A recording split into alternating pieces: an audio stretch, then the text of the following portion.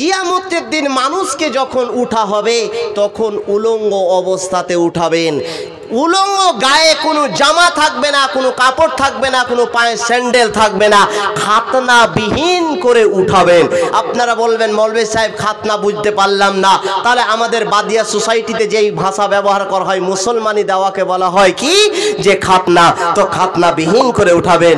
এবার কথা হলো মৌলভী সাহেব ওয়াজ করতে এসেছেন, তাহলে কিন্তু একটু উল্টা উল্টা কেন কথা বলছেন? কইছে কি উল্টা কথা রে ভাই? তো দুনিয়াতে আমরা সব মৌলানা বলছে পর্দা করতে হয়, পর্দা করতে হয়, আর আসল জায়গা আখেরাতে যে পর্দা করতে হবে না, উলঙ্গ অবস্থাতে উঠাবেন, তাহলে এটা আবার কেমন কথা হলো? আমি আপনাকে নিজে থেকে বলেছি, একটাও কথা বলবো না। আল্লাহর কোরআন খুলে দেখুন, আল্লাহর কোরআন কি বলছেন। আল্লাহ পাক রব্বুল আলামিন বলেন, কামা বাদানা আওয়ালা খালকিন নুঈদুহু ইন্না আলাইনা ইন্না কুন্না ফাইলিন। আমার আল্লাহ রব্বুল আলামিন বলে দিলেন, ও পৃথিবীর মানুষেরা তোমরা শুনে নাও, যেই দিন তোমার মায়ের পেট থেকে তুমি জন্ম নিয়েছিলে, যেই দিন তোমার মায়ের পেট থেকে পয়দা হয়েছিলে, বলো তোমার গায়ে কয়টা জামা ছিল, তোমার পরনে কয়টা প্যান্ট ছিল, তুমি বলো তোমার পায়ে স্যান্ডেল ছিল কি ছিল না, তোমার খাতনা করা ছিল কি ছিল না? আল্লাহ আমার আল্লাহ রব্বুল আলামিন বলে দিলে, কিয়ামতের দিন মানুষকে খালি পায়ে উলঙ্গ অবস্থায় উঠাবে। এই ব্যাপারে আপনাদের প্রশ্ন হলো এখনো মন ভরে না। এই রকম ভাবে যে আখেরাতে পর্দা করতে হবে না এমন কোন কথা রে বন্ধ?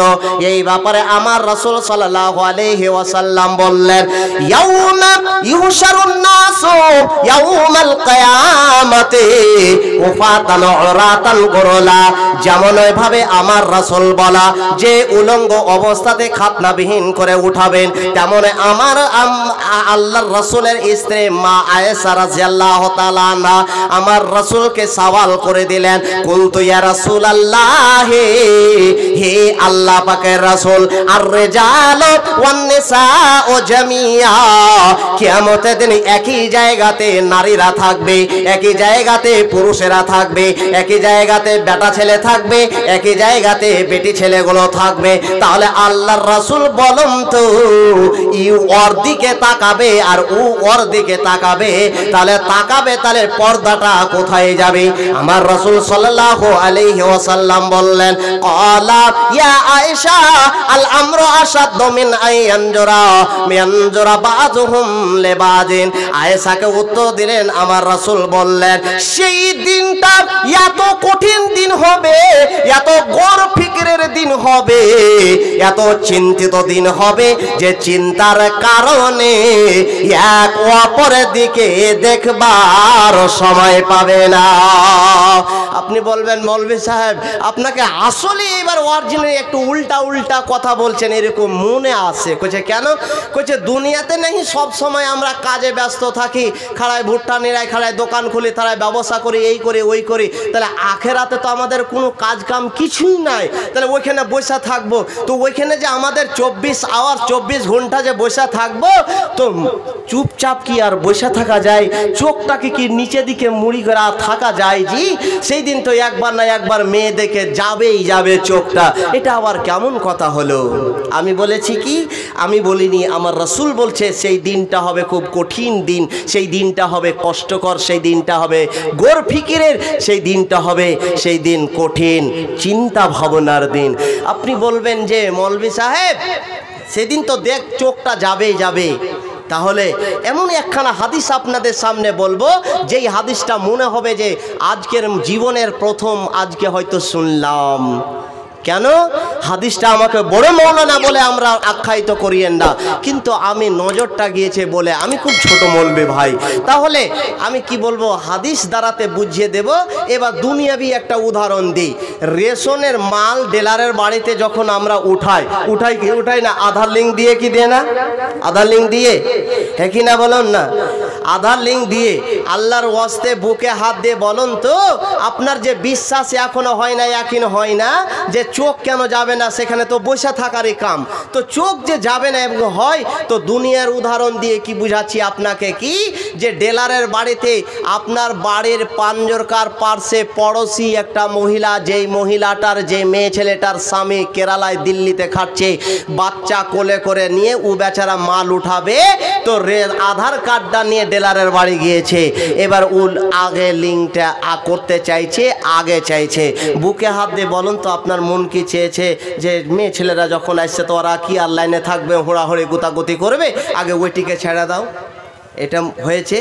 হয়নি। তার বিনিময়ে কি হয়েছে, ডিলারের দিকে খালি বড় বড় চোখ করে দেখেছেন, কি একটা বেটা ছেলে আর একটা বেটি ছেলে, একটা বেটা ছেলে আর একটা বেটি ছেলে, একটা ঘন্টা সবুর হয় না। তাহলে পারে আপনাকে কি উদাহরণ দিয়ে আমি বুঝাবো, এই উদাহরণে যথেষ্ট। আমার রাসূল সাল্লাল্লাহু আলাইহি ওয়াসাল্লাম হাদিসে কি বলছেন এবার শুনেন।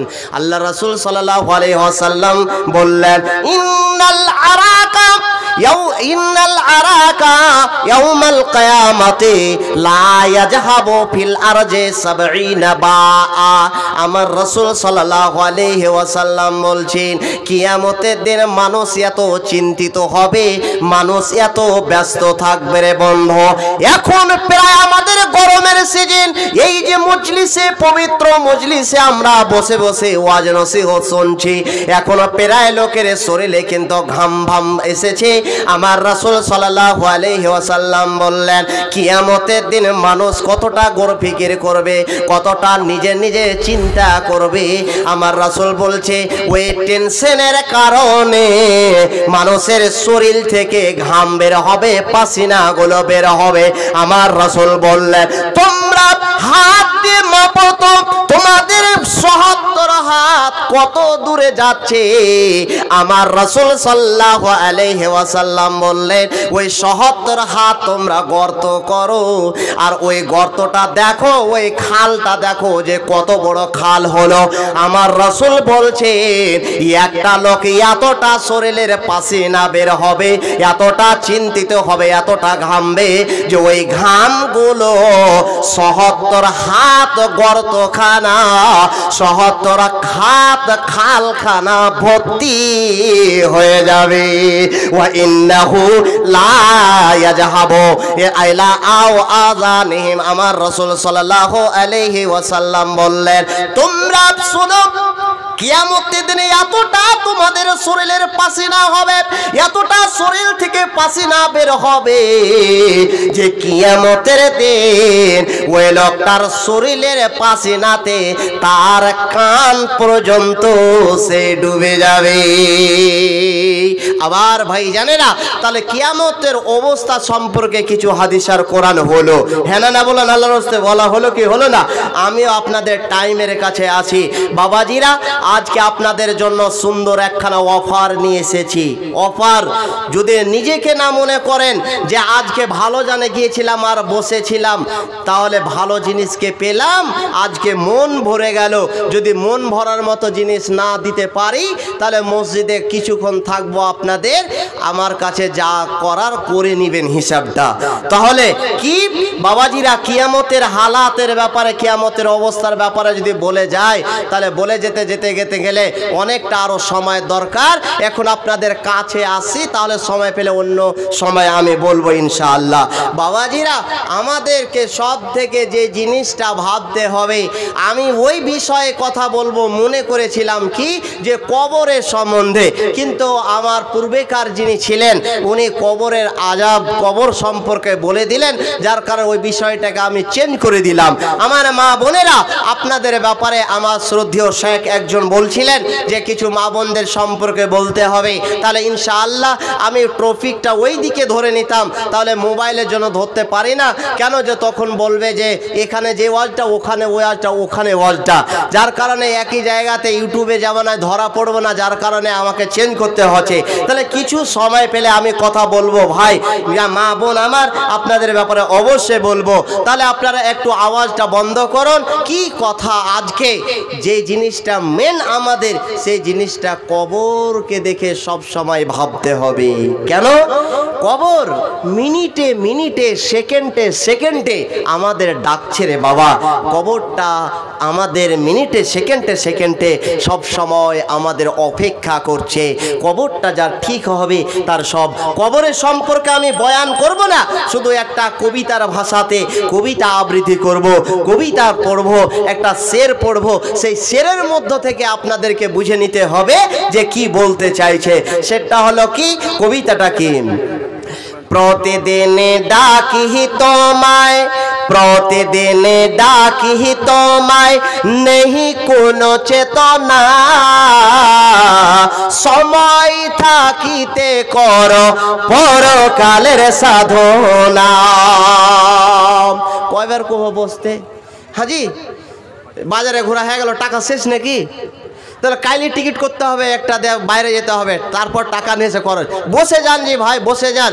মজলিসের আদব সহি সুন্নাহ এবং হাদিস কোরআন অনুযায়ী যেটা, সেটা হলো মজলিস কোনো জায়গাতে যদি হাদিস আর কোরআনের আলোচনা হয় সেখানে বসে যেতে হবে রে ভাই। আমাদের কিষানগঞ্জে এলাকাতে অনেক জালসা হয়, হয় কি হয় না? হয় না? আজকে এটা কি হয়েছে? হয় না, অনেক হচ্ছে। রাতে হতেই আছে, 2-3টাও জালসা হয় এক রাতে। কিন্তু ওয়াজে এত হচ্ছে, কিন্তু ওয়াজে কাজ হচ্ছে? কাজ হয় না। না হওয়ার পিছনে কারণ হচ্ছে যে আমরা মনোযোগ দিয়ে ওয়াজ শুনি না। কি? আমাদের যেতে হবে, ঘুরতে হবে, পান খেতে হবে, চটপটি খেতে হবে, ছেলে বাবুদেরকে নিয়ে জাম্পিংয়ে একবার চড়াতে হবে, একবার জিলাপি খেতে হবে, এই করতে হবে, একটু বসে দেওয়ার পর আবার চলে আসতে হবে। যার কারণে আমলের দিকে ঠনটান, যে ইমানে পুঁকা লাগা থাকা, মুচুনা লাগা থাকা থেকেই যেছে, মুচুনাগুলো সরে না।